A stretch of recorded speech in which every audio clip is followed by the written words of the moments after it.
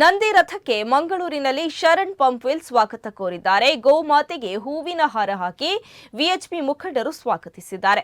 ಗೋ ಸೇವಾ ಗತಿ ನಿಧಿ ಕರ್ನಾಟಕ ವತಿಯಿಂದ ನಂದಿ ರಥಯಾತ್ರೆ ನಡೆಯುತ್ತಿದೆ. ಮಂಗಳೂರು ಕದ್ರಿ ಮೈದಾನದಲ್ಲಿ ಅದ್ಧೂರಿ ಕಾರ್ಯಕ್ರಮ ನಡೆದಿದ್ದು ಮಂಗಳೂರು ನಗರದಾದ್ಯಂತ ನಿರಂತರ ರಥ ಚಲಿಸಲಿದೆ. ಶರಣ್ ಪಂಪ್ವೆಲ್ಗೆ ಗೋಪಾಲ್ ಜಗದೀಶ್ ಶೇಣವ, ಪುರುಷೋತ್ತಮ್ ಜೋಗಿ ಸಾಥ್ ನೀಡಿದ್ದಾರೆ. 90 ದಿವಸಗಳಿಂದ ರಾಜ್ಯದಾದ್ಯಂತ ಸಂಚರಿಸಿದ ಈ ನಂದಿ ರಥಯಾತ್ರೆ ಇವತ್ತು ಮಂಗಳೂರಿನ ಪುರಪ್ರವೇಶವನ್ನು ಮಾಡಿದೆ. ಇನ್ನು ನಿರಂತರ 9 ದಿನ ಈ ಮಂಗಳೂರು ನಗರದಲ್ಲಿ ಈ ರಥವು ಸಂಚರಿಸಲಿಕ್ಕಿದೆ.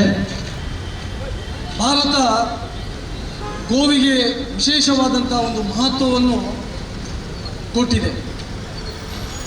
ಈ ಹಿನ್ನೆಲೆಯಲ್ಲಿ ಅಂತಹ ಗೋ ಸಂತತಿಯನ್ನು ಉಳಿಸಬೇಕೆಂಬಂಥ ಹಿನ್ನೆಲೆಯಲ್ಲಿ ಗೋಸೇವಾ ಗತಿವಿಧಿ ಮತ್ತು ರಾಧಾ ಸುರಭಿ ಗೋ ಮಂದಿರದ ನೇತೃತ್ವದಲ್ಲಿ 95 ದಿವಸಗಳ ಒಂದು ನಂದಿ ರಥಯಾತ್ರೆ ಇವತ್ತು ಕರ್ನಾಟಕದ ರಾಜ್ಯಾದ್ಯಂತ ಹೋಗಿ ಇವತ್ತು ಮಂಗಳೂರಿಗೆ ಬಂದಿದೆ.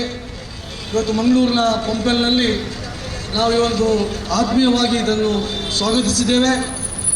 ಮುಂದೆ 9 ದಿವಸಗಳ ಕಾಲ ಇಡೀ ಮಂಗಳೂರು ನಗರದಾದ್ಯಂತ ಇದು ಸಂಚರಿಸಿ ನಾಡ್ದು 29ನೇ ತಾರೀಕು 5ನೇ ತಾರೀಕು ಒಂದು ಬೃಹತ್ ಆದಂಥ ಸಮಾವೇಶದ ಮುಖಾಂತರ ಈ ರಥಯಾತ್ರೆಯ ನಂದಿ ರಥಯಾತ್ರೆಯ ಸಮಾರೋಪಗೊಳ್ಳಲಿದೆ.